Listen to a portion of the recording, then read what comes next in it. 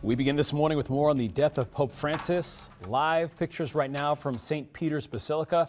Tens of thousands of people there viewing the body of the late pontiff. He is lying in state for several days. All this leading up to the funeral this weekend. Local 10 is in Vatican City, following everything for you.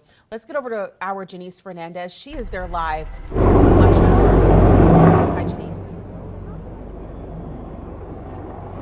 Hi, Alex and Eric. It is day 2 of people being let inside of the Basilica to pay their respects to Pope Francis. And we're seeing a lot more organization today as far as the lines go. So I want you to just take a look over there in the distance. So from the center road that leads you to the Basilica, that is where the line starts. Police officers are all in play. And once you start to reach the front, they tell you to go either right or go left. And if you take a look over here, you can see where people go towards the right, towards those pillars you see there. They go through security, and then of course the line does start to wrap around the square as it enters the Basilica. So it still is a long wait time, but police really seem to have a handle today on how to really handle the tens of thousands of people who have been coming out to pay their respects. Let's show you what it looks like inside St. Peter's Basilica right now, where Pope Francis is lying in state. We've seen thousands of people coming by, sometimes emotional, others feeling this sense of peace as they've been able to see the pontiff lying in state. And he is there in a simple wooden coffin. He is also wearing red, which is traditional, but he's really trying to keep things simple. That is what he wanted before his death. He said he didn't want to be idolized, but wanted people to view him as a disciple of Christ. Now, we talked about all the people wanting to go pay their respects. We want to show you this next piece of video that we were able to shoot last night. This was just before midnight.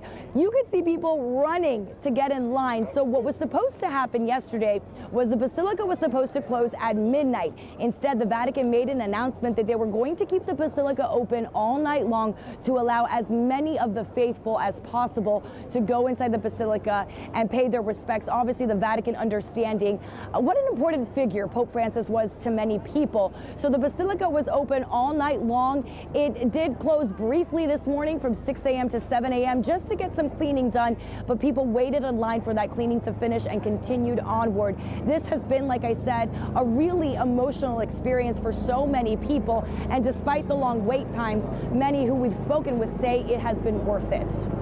Pope Francis would always ask us to pray for him. And I think until the end, that's what we're doing. We came to pray for his soul. We came to pray in thanksgiving for all that he did.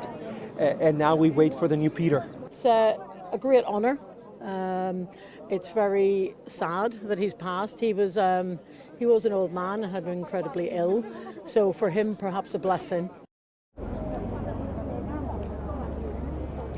And the funeral, we know, is taking place on Saturday morning, but we do want to talk briefly about conclave, because this next piece of video, you're going to see the College of Cardinals meeting. They have been meeting frequently since the death of Pope Francis, and they are discussing when conclave could potentially take place. We don't have a date yet, but discussions are very much underway. We also learned that 2 cardinals have decided not to participate in conclave due to health issues. So the number is now 133 cardinals who will be voting on the next pope. Again, we don't have an exact date. It typically takes place between day 15 and day 20 after a pope's death. But back out here live here at St. Peter's Square, the lines continue to form as thousands continue to do their best to try to enter the Basilica to pay their respects and say their goodbyes to Pope Francis. It's really not a surprise, Eric and Alex, to see such a turnout, because he was a pope who really meant so much to so many people for many different reasons. People come from all over the world, people who aren't even Catholic, just to pay their respects because he meant so much to so many. I gotta imagine, Janice, they're gonna keep the line open all night again, right? The Vatican hasn't officially made that announcement, but it is really safe to assume that. I don't even think they're talking about opening and closing hours right now. So it does look like they're going to keep this Basilica open all night long, and it'll go into Friday morning, again, to allow as many people as possible to experience this. The only thing is, Friday night at 7 p.m., there is that hard out, because that is when they do have to close up the casket. There is a bit of a ritual that is done with that as the doors close and they prepare for Pope Francis's funeral on Saturday rather. Janice Fernandez live for us at Vatican City this morning. Janice, thank you. We'll be checking back in with you throughout the morning.